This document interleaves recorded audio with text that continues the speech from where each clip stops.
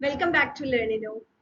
Soldering എന്നുള്ള ഒരു ടോപ്പിക്കിൽ നിന്നുള്ള കുറച്ച് സെലക്റ്റഡ് ആയിട്ടുള്ള MCQs ആണ് ഇന്ന് നമ്മൾ ഡിസ്കസ് ചെയ്യാൻ പോകുന്നത്. സോ നമുക്ക് നോക്കാം. First question. Generally, solder is a mixture of. ഒരുപാട് പ്രാവശ്യം റിപ്പീറ്റഡ് ആയിട്ടുള്ള ചോദിച്ചിട്ടുള്ള ഒരു ക്വസ്റ്റ്യൻ ആണത്. Tin and copper, lead and copper, tin and lead, tin and aluminium.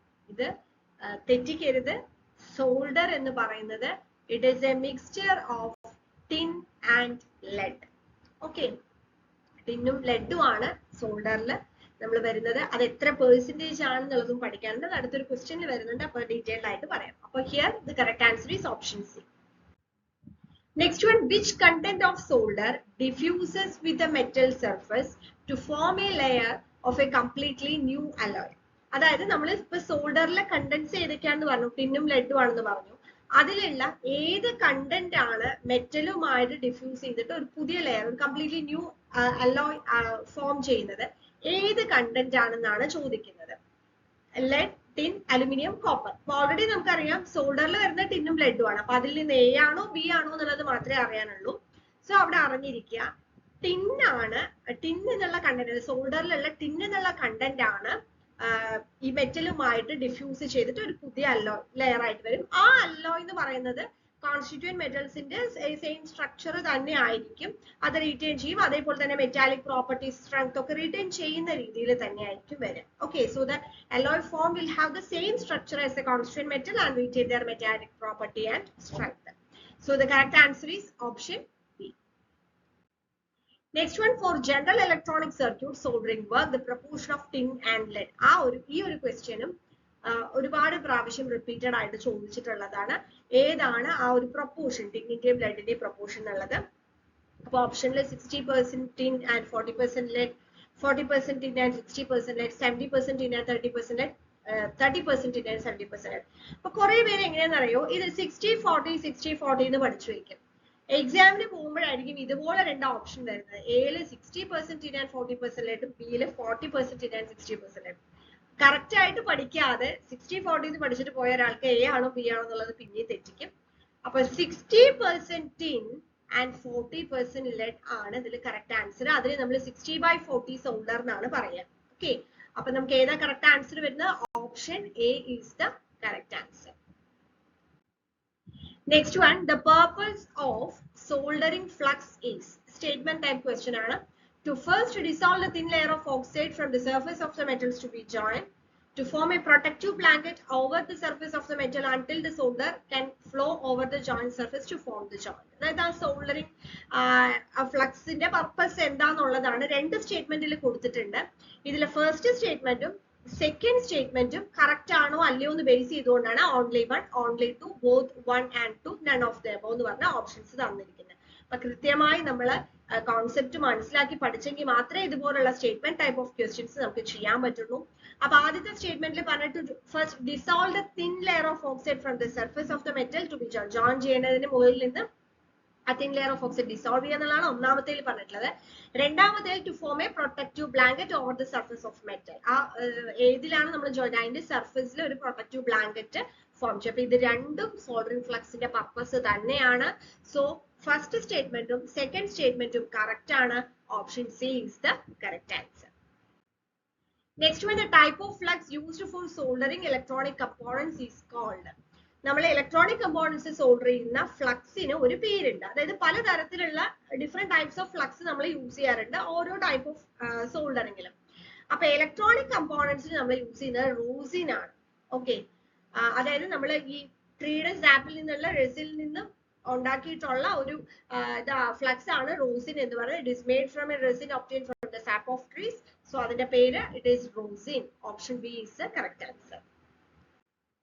Next one, gauge used in rosin core solder for medium joints.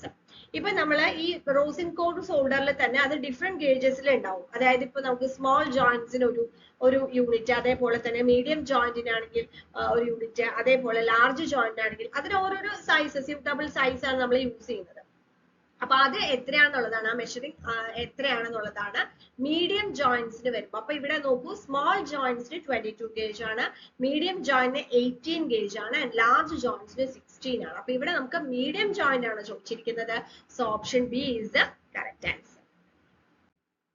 Next one, for soldering high temperature sensitive components such as diodes, transistors and integrated circuits, which among the following is correct? വളരെ important ആയിട്ടുള്ള ഒരു question ആണ്. High temperature sensitive ആയിട്ടുള്ള components, diodes, transistor, integrated circuits ഒക്കെ ഇതില് ഏതാണ് correct solder ചെയ്യാനായിട്ട് ഏതാണ് കറക്റ്റ്? അതായത് ഓപ്ഷൻസ് നോക്കിക്കഴിഞ്ഞാൽ use 25 to 60 watt iron, use 10 to 25 watt iron, use 60 to 95 watt iron, use 95 to 140 watt iron. അതായത് ഏത് പവർ യൂസ് ചെയ്യണം എന്നുള്ളതാണ് പറഞ്ഞിരിക്കുന്നത്. അപ്പൊ അവിടെ അറിഞ്ഞിരിക്കേണ്ട ഒരു കോൺസെപ്റ്റ് എന്താണെന്ന് വെച്ച് കഴിഞ്ഞാല് ഇപ്പൊ ലെസ് ടെമ്പറേച്ചർ സെൻസിറ്റീവ് ആയിട്ടുള്ള കമ്പോണൻസ് ആണെന്ന് വിചാരിക്കുക. അതായത് റെസിസ്റ്റർ ഒക്കെ ആണെന്നുണ്ടെങ്കിൽ ടാഗ് ബോർഡിലൊക്കെ ആണെങ്കിൽ നമുക്ക് 25 to 60 watt iron മതി. ഓക്കെ, പി സി ബിയിലൊക്കെയാണ് സോൾഡർ ചെയ്യേണ്ടതെങ്കിൽ 10 to 25 watt iron ആണ് വരുന്നത്. ഇനി ഹൈലി ടെമ്പറേച്ചർ സെൻസിറ്റീവ് ആയിട്ടുള്ള കമ്പോണൻസിൽ അതായത് നേരത്തെ പറഞ്ഞ ഡയോഡ്, ട്രാൻസിസ്റ്റർ, ഇന്റഗ്രേറ്റഡ് സർക്യൂട്ടിലൊക്കെ ആണെങ്കിൽ 10 to 25 watt iron ആണ് നമ്മൾ യൂസ് ചെയ്യാറ്. ഓക്കെ, അപ്പൊ ഇവിടെ നമുക്ക് ഏതാണ് കറക്റ്റ് ആൻസർ ആയിട്ട് വരിക? Option B is the correct answer. അപ്പൊ ഇതുപോലുള്ള ഡീറ്റെയിൽഡ് ആയിട്ടുള്ള കാര്യങ്ങൾ പോലും നമുക്ക് പഠിച്ചിട്ട് പോയാലേ നല്ലൊരു റാങ്കിലേക്ക് നമുക്ക് എപ്പോഴും എത്താനായിട്ട് പറ്റുള്ളൂ.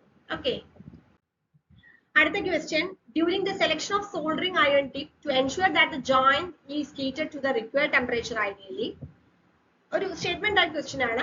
ഇതാണ് പറയുന്നത്, നമ്മൾ ഈ സോൾഡറിംഗ് അയൺ ടിപ്പ് സെലക്ട് ചെയ്യുമ്പോൾ എന്തൊക്കെ കാര്യങ്ങൾ ശ്രദ്ധിക്കണം എന്നുള്ളതാണ്. സ്റ്റേറ്റ്മെന്റ്സ് ഒന്ന് നോക്കാം. The area of the tip face should be approximately equal to the area of the joint to be soldered. അതായത് ടിപ്പ് ഫേസിന്റെ ഏരിയയും അതേപോലെ തന്നെ നമുക്ക് ജോയിൻ ചെയ്യാനുള്ള അതിന്റെ ഏരിയയും ഈക്വൽ ആയിരിക്കണം, അപ്രോക്സിമേറ്റ്ലി ഈക്വൽ ആയിരിക്കണം എന്നുള്ളതാണ് ഒന്നാമത്തെ സ്റ്റേറ്റ്മെന്റ്.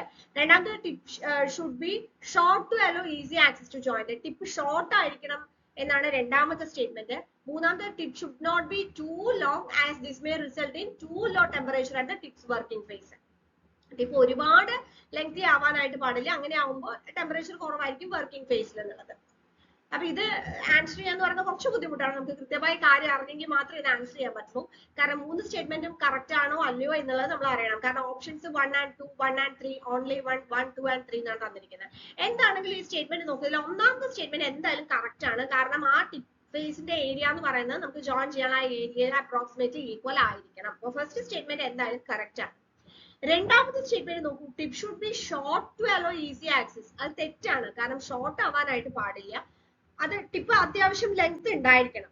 ഓക്കെ, എങ്കിലേ നമുക്ക് ഈസി ആക്സസ് ജോയിന്റിലേക്ക് കിട്ടുള്ളൂ. അപ്പൊ രണ്ടാമത്തെ സ്റ്റേറ്റ്മെന്റ് എന്തായാലും റോങ് ആണ്.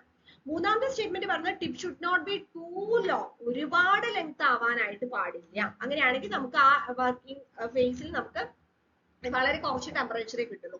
അപ്പൊ അത് കറക്റ്റ് ആണ്.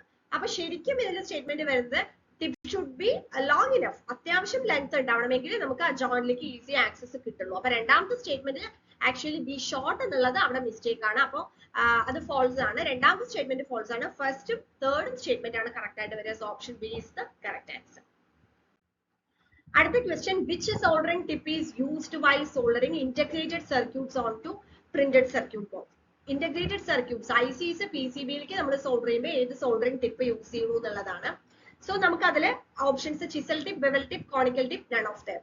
അപ്പൊ നമ്മൾ അറിഞ്ഞിരിക്കുക നമുക്ക് സോൾഡറിംഗ് ടിപ്സ് നമുക്ക് ചൂസ് ചെയ്യാൻ പറ്റും. അതിൽ നമ്മൾ ഈ ഓപ്ഷനിൽ പറഞ്ഞ പോലെ chisel tip, bevel tip, conical tip ഒക്കെ ഉണ്ട്. അതിൽ ചിസൽ ടിപ്പ് മെയിൻ ആയിട്ട് യൂസ് ചെയ്യുന്ന വയേഴ്സും റെസിസ്റ്റേഴ്സിലും പാസീവ് കമ്പോണൻസ് ഒക്കെ യൂസ് ചെയ്യുമ്പോഴാണ്. ഇനി ബെവൽ ടിപ്പ് എന്ന് പറയുന്ന എല്ലാ ഇലക്ട്രോണിക് കമ്പോണൻസും except ICs on to lead boards അല്ലെങ്കിൽ പി സി. അപ്പോൾ ബാക്കിയുള്ളതിനൊക്കെയാണ് ബെവൽ ടിപ്പ് യൂസ് ചെയ്യുക. ഇന്റഗ്രേറ്റഡ് സർക്യൂട്ട്സ് പി സി ബിയിലേക്ക് ചെയ്യുമ്പോൾ കോണിക്കൽ ടിപ്പാണ് യൂസ് ചെയ്യുന്നത്. So option C is the correct answer.